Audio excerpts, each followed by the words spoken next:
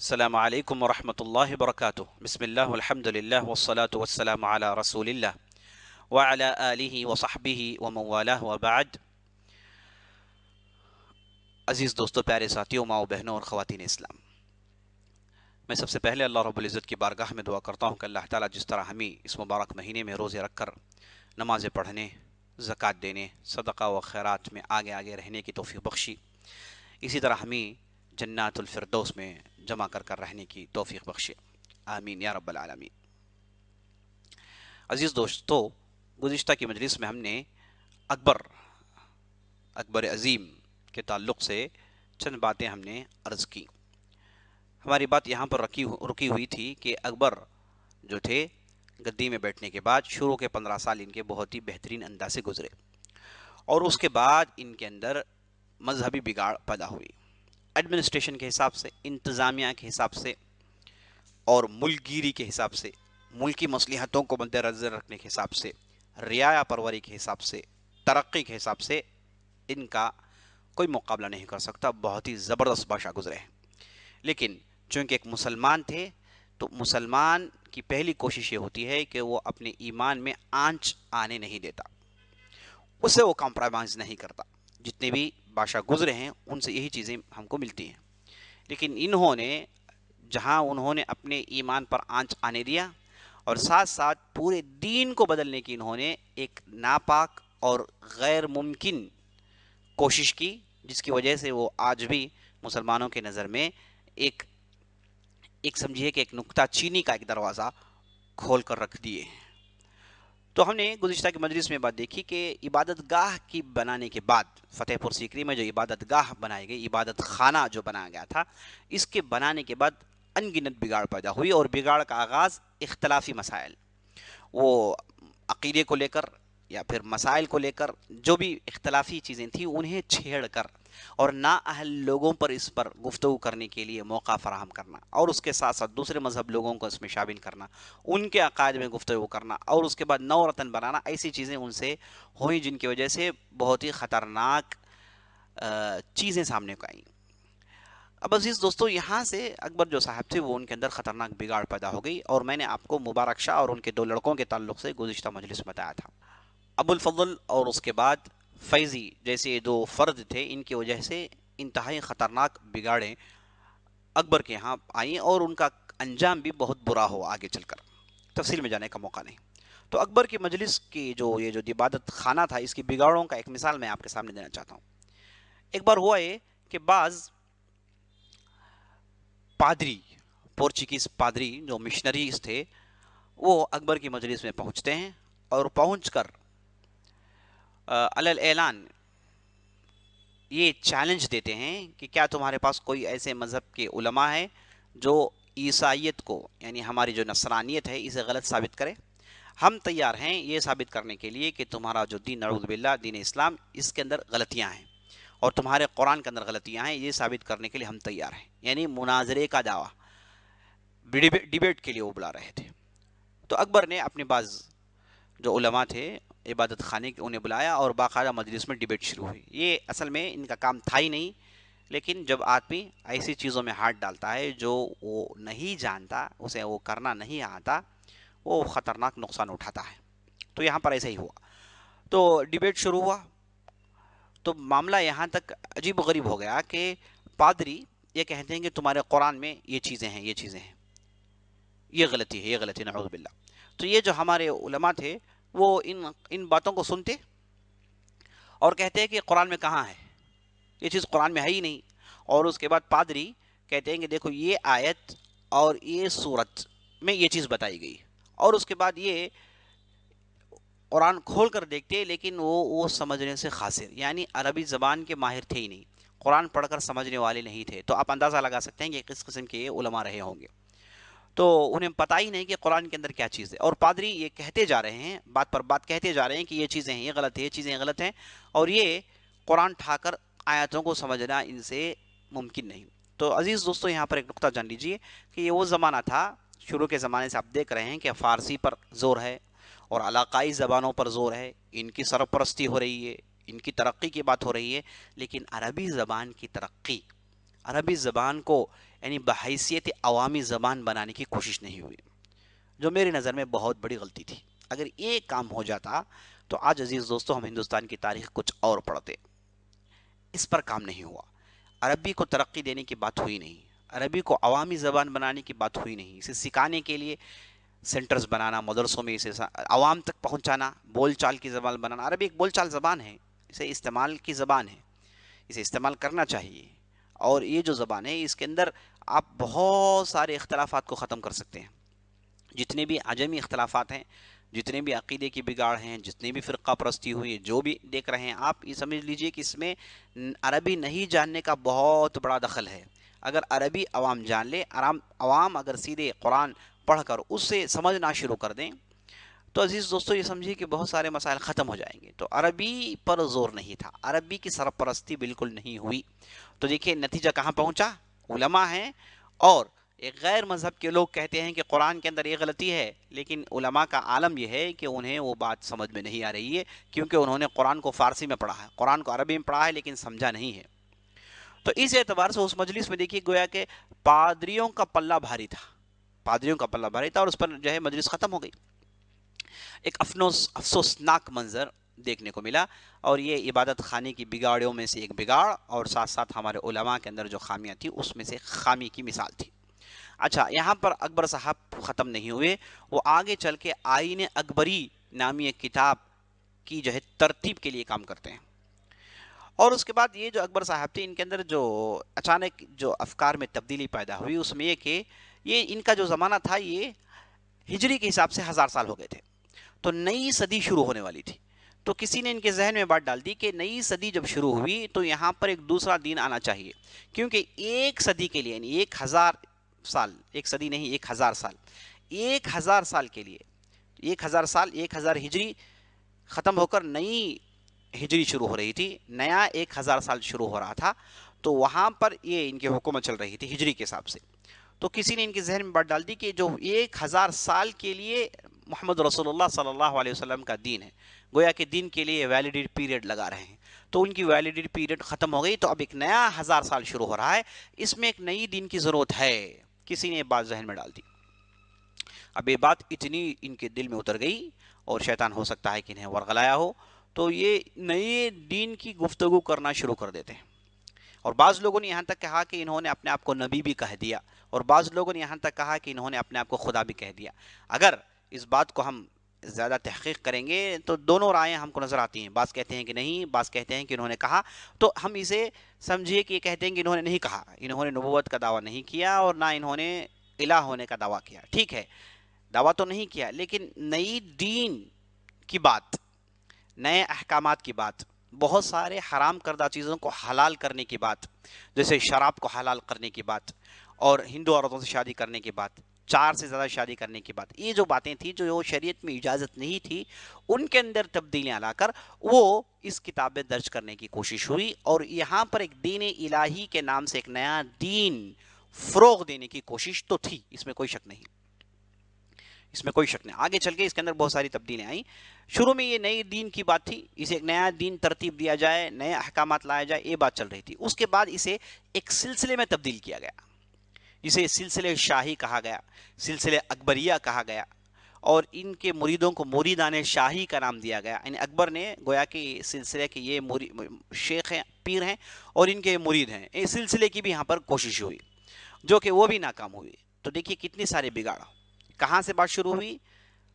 نفس پرستش سے، مفاد پرستی سے بات شروع ہوئی، یہاں تک بات پہنچ گئی کہ یہ دین ہی کو بدلنے کی بات یہاں پر ہو رہی ہے۔ عزیز دوستو، اس لیے چاہیے کہ ان کی زندگی میں ہمارے لیے عبرت ہے۔ پہلی عبرت یہ ہے کہ جو لوگ دین نہیں پڑھے ہیں، دین نہیں سیکھے ہیں، تو انہیں دین میں گفتگو کرنا، دین دوسروں تک پہنچانے کی کوشش کرنی چاہیے، لیکن جو بات ٹھوس علمی ہے، جس کے لیے صرف علماء ہونے چاہیے، وہاں پر اپنی زبان بند کر کے یہ مجال، یہ میدان علماء کا ہے کہہ کے علماء کے ہاتھ میں یہ میدان کو سونپ دیں گے تو معاملہ ٹھیک رہے گا۔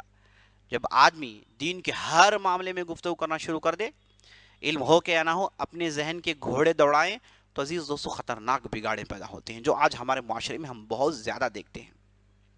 ہم نے کتنے ایسے لوگوں کو دیکھا ہے جنہیں معاشرے میں بہت بڑا مرتبہ ہے، کئی اداروں کے وہ ذمہ دار ہیں اور ان کے پیچھے ایک بڑی امت ہے، لیکن انہوں نے دنیا پڑھا ہے، وہ دنیاوی حساب سے ایڈوکیٹ ہیں، دنیاوی حساب سے اکاؤنٹنٹ ہیں، دنیاوی حساب سے وہ تاجر ہیں، دنیاوی حساب سے ہیں، لیکن دین کا کوئی انہوں نے باقاعدہ علم حاصل نہیں کیا، لیکن یہ شہرت کی وجہ سے، عوام کی واہ واہ سننے کی وجہ سے وہ دین میں گفتگو کرنا شروع کر دیتے ہیں بغیر علم کے۔ اور کتنے ایسے لوگوں کو ہم نے دیکھا ہے کہ وہ دین کے نازک معاملوں کو مذاق سے اڑا دیتے ہیں اور دین کے اکثر معاملوں کو مذاق لیتے ہیں، کیونکہ وہ جو سمجھتے ہیں اس کے حساب سے لوگوں کے پاس اس چیز کو پیش کرنا چاہتے ہیں، جبکہ ان کی سوچ غلط۔ کتنے ایسے لوگوں کو ہم نے دیکھا ہے۔ تو جب آدمی کے پاس جب دنیاوی سٹیٹس مل جاتا ہے تو وہ فوراً دین میں دخل اندازی کرنا شروع کر دیتا ہے۔ یہ عجیب و غریب معاملہ ہے۔ اگر آدمی دنیاوی سٹیٹس کے حساب سے یہ چیز کو باقی رکھے کہ بھائی میں دنیاوی سٹیٹس رکھتا ہوں، ٹھیک ہے، لیکن دین تو میں نے پڑھا نہیں، دین تو میں نے سیکھا نہیں، مجھے جو بات ہے دین کی باتیں معلوم ہے، میں سناتا ہوں، لیکن جو باتیں جن کے لیے دین کا ٹھوس علم چاہیے وہ میں نے سیکھا نہیں، تو وہاں پر وہ اپنی زبان بند کر لے تو کتنے مسائل ختم ہو سکتے ہیں، کتنی پریشانیاں ختم ہو سکتی ہیں، کتنی یکسانیت ہم پیدا کر سکتے ہیں۔ افسوس کی یہ چیزیں ہم کو دیکھنے کو نہیں مل رہی۔ اور اس کا مطلب یہ نہیں کہ بعض لوگ کہتے ہیں کہ کیا تو پھر ہم گفتگو نہیں کریں گے، صرف علماء ہی گفتگو کریں گے؟ کیا وہ دین کا ٹھیکہ لے کر رکھے ہیں؟ کیا وہ اجارہ داری ہے دین پر؟ ایسی بات نہیں، آپ بھی عالم بن سکتے ہیں، اگر آپ نے باقاعدہ علم حاصل کیا آپ بھی عالم بن سکتے ہیں۔ یہ کوئی رشی منیوں کی طرح نہیں ہے کہ صرف برہمنی دین گفتگو کریں گے، برہمنی ان باتوں کو بتائیں گے، کوئی دوسرا بتا نہیں سکتا۔ ویسا تو ہمارے دین میں ہے نہیں۔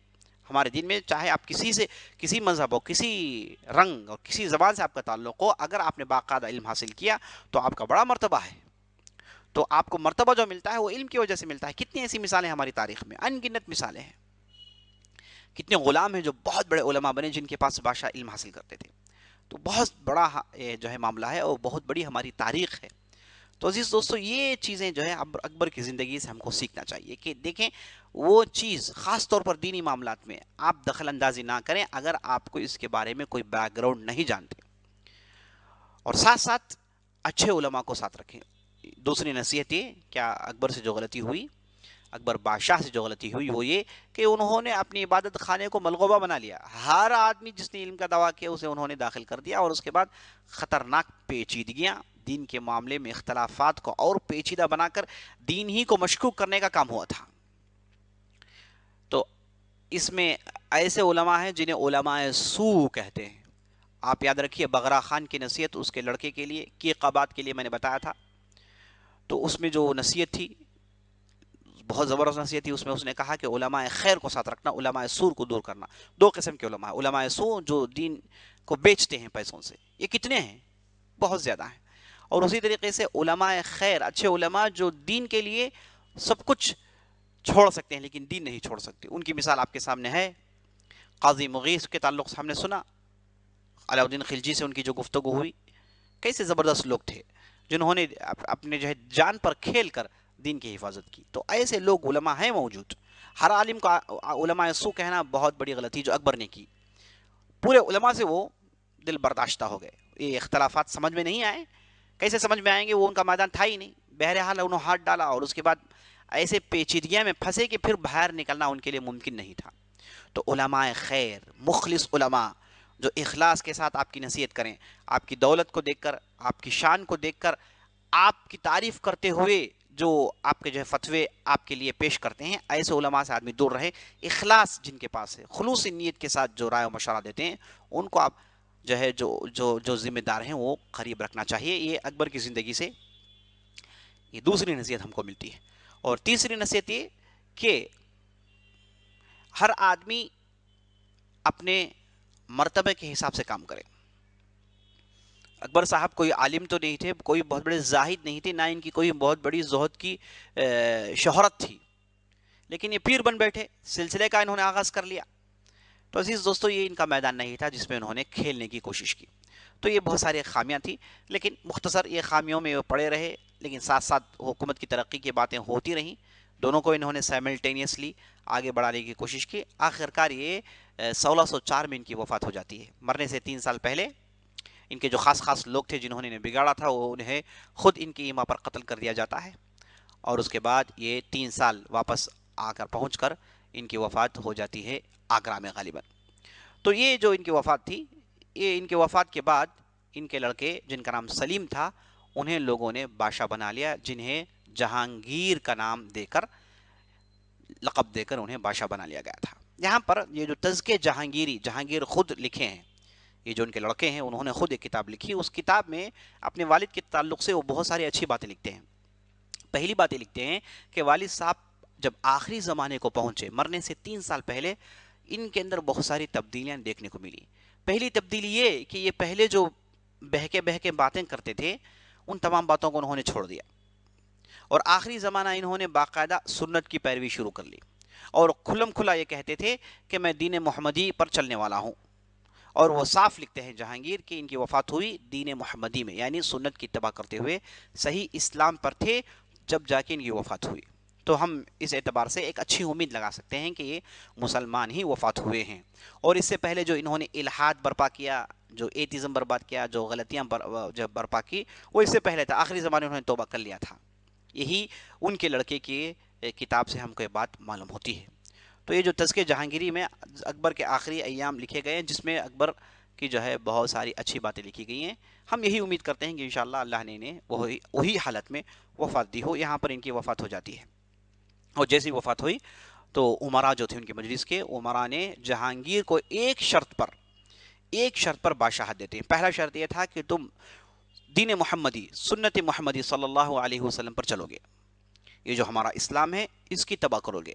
آپ کی جو والد کی بات تھی وہ گزر گئی، وہ بات سمجھیے کہ ایک برا خواب تھا جسے ہم نے دیکھا اور اس کے بعد وہ ختم ہو گیا۔ اب آپ کو دین محمدی پر عمل کرنا ہے، کیا آپ اس چیز کے لیے تیار ہیں؟ عمرا نے پوچھا، جو ان کی مجلس کے تھے، دربار کے تھے بادشاہ کے، وہاں پر یہ سوال ہوا۔ جب انہوں نے اقرار کیا تب جا کر ان کے ہاتھ میں لوگوں نے بیعت کر کے انہیں بادشاہ بنایا۔ تو جہانگیر جس چیز کا وعدہ کیا اور وعدہ انہوں نے پورا کیا، جب تک ان کی حکومت رہی تب تک انہوں نے اس وعدے کو پورا کیا۔ یہ 1605 سے لے کر 1627 تک لگ بھگ 22 سال کی ان کی حکومت رہی۔ تو اس حکومت میں انہوں نے بہت ہی زبردست سنت کی پیروی کی، اور جتنا بھی الحاد ان کے والد کے زمانے میں پھیل گیا تھا، ان کے والد کے جو نئی نئی باتیں تھیں، جو سلسلہ اکبری تھا، مریدان شاہی تھے، اور عبادت خانہ تھا، نو رتن تھا، یہ جتنی بھی باتیں تھیں سب کو انہوں نے منسوخ کر دیا، ہٹا دیا، غلط کہہ کے ہٹا دیا، اور ایسے لوگوں کو انہوں نے اپنی مجلس سے نکال دیا، اور اس کے بعد مجلس میں چنندہ لوگوں کو رکھا جو انہیں صحیح رائے مشورہ دیتے ہوں۔ اور جہانگیر نے بڑے فتوحات نہیں کیے، یعنی جو باؤنڈریز تھے اسی باؤنڈریز کو انہوں نے مینٹین کیا، بہت بڑی بات ہے نا، اسے مینٹین کرنا بہت بڑی بات ہے۔ بہت بڑے مرتبے کو پہنچنا آسان ہے، لیکن اس مرتبے کو پہنچ کر اسے باقی رکھنا بڑی بات ہے۔ تو جہانگیر نے یہاں پر 22 سال میں بہت ہی اچھے انداز سے باقی رکھا، اور اس کے بعد جو بھی ہے وہ بھی اسی چیز کو انہوں نے باقی رکھا، اس میں ذرا برابر بھی انہوں نے سر منہ فرق آنے نہیں دیا۔ تو جہانگیر کے زمانے میں جو پہلی چیز جو بتانے کی ہے وہ یہ ہے کہ انہوں نے عہد اکبری کے آثار کو ختم کر دیا۔ اکبر کے زمانے کے جو آثار تھے ان آثار کو انہوں نے بالکل ٹھپ کر دیا۔ سمجھی کہ والد صاحب کی جو بھی غلطیاں تھیں انہوں نے اسے بالکل چھپا دیا، اور اس کے بعد بہترین انداز سے انہوں نے حکومت کی ترقی کی۔ اچھا، جب ہم سمجھیے کہ جہانگیر اور اکبر کا دور کے حساب سے ان باتوں کو آپ نکال دیں گے، لگ بھگ ایک ہی دور نظر آتا ہے۔ جو علماء اکبر کے ساتھ تھے وہی علماء ان کے ساتھ تھے، تو اس اعتبار سے دونوں کا ایک ہی دور نظر آتا ہے۔ تو ہم جب اکبر کی زندگی کا مطالعہ کرتے ہیں اور ساتھ ساتھ جہانگیر کی زندگی کا مطالعہ کرتے ہیں، تو یہ زمانے میں اکبر کے بعد کے ایام اور جہانگیر کے ایام جو تھے، یہ زمانے میں اصل میں ایک چیز جو غلطی ہوئی، اسے اب ہم غلطی ضرور کہیں گے، کیونکہ یہاں پر جو ترقی علمی اعتبار سے ہونی تھی وہ ترقی ہو نہیں پائی۔ ترقیاں اس زمانے میں، یورپ یہی زمانہ تھا جب یورپ کے اندر رینائنسنس یعنی ریزرکشن کے نام سے وہاں پر نئی نئی چیزیں آئیں، وہاں پر ریولوشن آیا، وہاں پر بہت ساری تبدیلیاں آئیں، لوگ اٹھ کھڑے ہوئے، پڑھنے والے لٹریٹ لوگ کھڑے ہوئے، انہوں نے ریولوشن کا مطالبہ کیا، کیونکہ وہ زمانہ عالم اسلامی میں کافی ترقی ہو چکا تھا اور سمجھے کہ طاقت ختم ہو رہی تھی۔ تو انہوں نے کہا کہ ہماری بستیوں میں بھی ترقی ہونی چاہیے، کیونکہ انہوں نے بغداد کو دیکھا، اندلس کو دیکھا اور مصر کو دیکھا، وہاں پر جو اسلام اور مسلمانوں نے جو ترقی کر رکھی تھی، ان ترقیوں کو دیکھ کر وہ چاہتے تھے کہ یورپ کے اندر بھی ترقی آئے، ورنہ یورپ کے اس زمانے میں عزیز دوستو انتہائی فقر و فاقہ کا زمانہ تھا۔ यूरोप में लोग भूख और प्यास से मर रहे थे। उनके यहाँ कोई तरक्की के नाम कोई चीज़ नहीं थी। अजीब व गरीब माहौल था। आज जो आप यूरोप देख रहे हैं, इसको समझिए कि अफ्रीका जो आज आप देखते हैं, ठीक है, अफ्रीका भी काफ़ी तरक्की याफ्ता इलाके हैं। ऐसे इलाके जहाँ पर समझिए कि बिल्कुल बैकवर्ड इलाके हैं, जहाँ पर लोग भूख व प्यास से मरते हैं, वैसा यूरोप हुआ करता था अजीज़ दोस्तों। तो वहाँ पर रेवोल्यूशन की बात हुई, वहाँ पर रिटेलिएशन की बात हुई, लोग उठकर खड़े हुए, इनकलाब की बात हुई। तो उसके बाद और उन्होंने आलम इस्लामी को कॉपी किया, जा जाकर बगदाद में, जा जाकर मिस्र में इल्म हासिल किए और उन चीज़ों को वो अपने ज़बान में बदलने की कोशिश की। और ऐसे लोग पैदा हुए जिन्होंने बाकायदा इस पर अपनी ज़िंदगियों को फना किया। तो उसके बाद यूरोप के अंदर बहुत सारी तरक्की आई और वहाँ से समझिए कि मिशंस उन्होंने दरियाफ्त किए। और उसके बाद बहुत सारी चीज़ें जो जो नए नए इन्वेंशंस थे, उसका आगाज़ उसी ज़माने में हुआ। अब बरक्स हमारे आलम इस्लामी में एक नुकसान ये देखने को मिला कि तरक्की की बात नहीं हुई। उलूम इस्लामिया पढ़े और उस पर उलूमुल इस्लामिया में भी जुमुत तारी हो गया था, और उसके बाद तरक्की की कोई बात नहीं हुई। इक्का दुक्का तरक्की हुई, लेकिन तरक्कियों को बादशाहों ने हाथों हाथ नहीं लिया, उसे उन्होंने सेंचा नहीं, सुवारा नहीं। मैं सारे आलमी इस्लामी की बात करता हूँ। साथ साथ अकबर, उस ज़माने में मुगलिया सल्तनत एक बहुत बड़ी ताकत थी।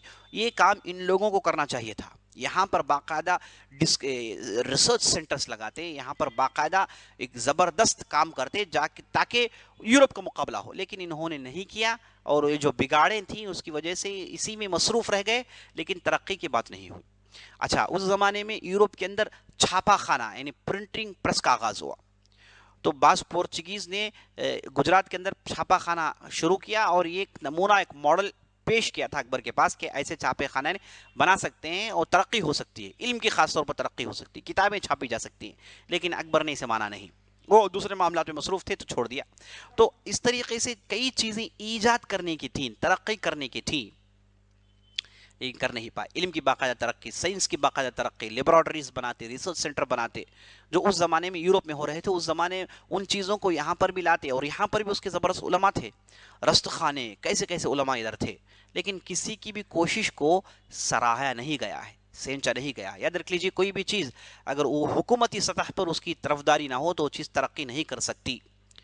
तो उसमें अकबर और जहांगीर का ज़माना, मैं इसलिए यहाँ पर इनको दोषी ठहराता हूँ क्योंकि उस ज़माने में इनकी बहुत बड़ी सल्तनत थी। ये काम इन्हीं लोगों को करना चाहिए था। किसी दूसरों पर ये तहमत हम नहीं लगा सकते, किसी दूसरे पर ये बोझ नहीं डाल सकते, क्योंकि इनके पास सब कुछ मुहैया था। दौलत की फरावानी थी, रियाया परवर थे, अमन सुकून था, चैन था, उलमा की बहुत बड़ी तादाद थी, और ऐसे होनहार लोग भी थे। लेकिन इन लोगों ने काम नहीं किया, लेकिन यूरोप के अंदर एक काम हो गया था। इस वजह से आज हम एक दूसरी तारीख पढ़ रहे हैं। आज हम कोई भी इन्वेंशन हो तो यूरोप को देखते हैं, तरक्की हो तो यूरोप को देखते हैं, जबकि एक ज़माने में उन्होंने हमसे सीखा है। ये तारीख गवाह है। यूरोप में यूनिवर्सिटीज़ बने, ऑक्सफोर्ड यूनिवर्सिटी जो बनी गई वो बाकायदा मिस्र के अंदर यूनिवर्सिटीज़ को देखकर बनाया गया था। ऑक्सफोर्ड यूनिवर्सिटी जो बनी, पहले वो उनके दीन की तालीम के लिए बनी थी, उसके बाद उन्होंने तरक्की की तो गैर दीनी तालीमात को भी अंदर दाखिल किया। तो आज आप देखते हैं उसका क्या मर्तबा है।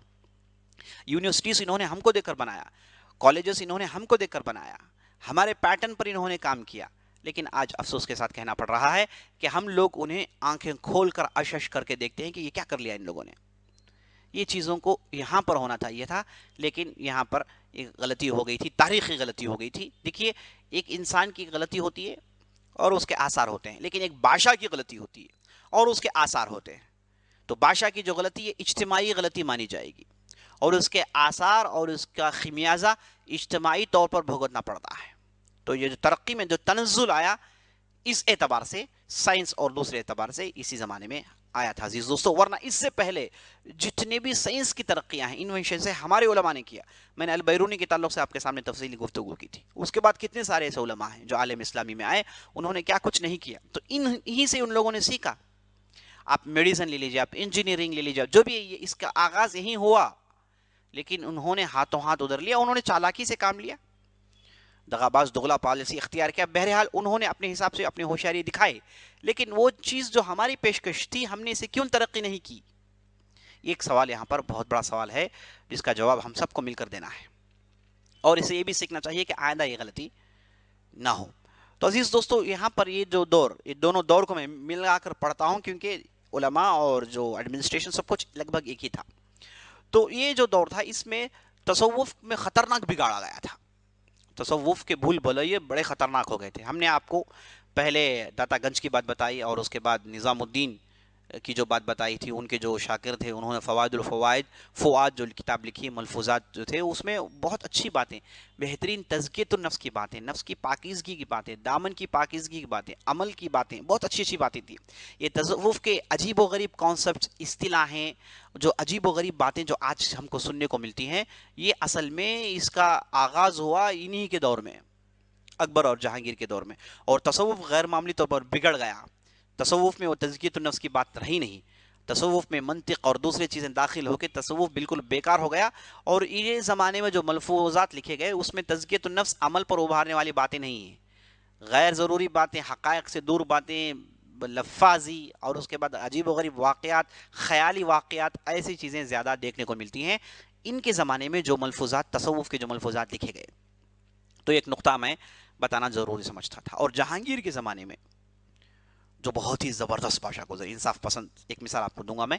اور ان کے زمانے میں دو زبردست علماء آئے تھے، دو زبردست عالم. ایک کا نام تھا مجدد الثانی سرہندی، احمد سرہندی. یہ زبردست عالم تھے. یہ ان کے تعلق سے گفتگو کرنی چاہیے لیکن یہ ہمارا جو سیریز اس کے لیے موقع نہیں دیتا، ورنہ میری دلی خواہش ہے کہ ان پر ایک مستقل گفتگو ہو. اور نمبر دو پر محدث عبد الحق دہلوی. یہ دو ایسے افراد تھے جو جہانگیر کے زمانے میں تھے اور انہوں نے بہت سارا کام کیا جس پر چل کر جہانگیر نے اس سے پہلے جو بگاڑ پیدا ہو گیا تھا اکبر کے زمانے میں، ان بگاڑ کو ختم کرنے میں کامیاب ہوئے. تو یہ دو زبردست افراد تھے. ان کے تعلق سے افسوس ہم گفتگو نہیں کر سکتے. انشاءاللہ میں سمجھتا ہوں کہ کوئی دوسری ایک سیریز بنائی جائے جس میں ہم اس پر گفتگو کر سکتے ہیں کہ علماء کو لے کر گفتگو کر سکتے ہیں. اور اسی طریقے سے جہانگیر کے زمانے میں پہلے انگریز آئے.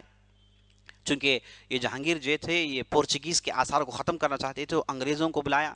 انگریز پہلی مرتبہ آئے 1600 میں، ٹھیک 1600 میں. اور اس کے بعد جہانگیر کے تعلق سے یہ کہنا ضروری سمجھوں گا کہ بڑے خوش مزاج آدمی تھے.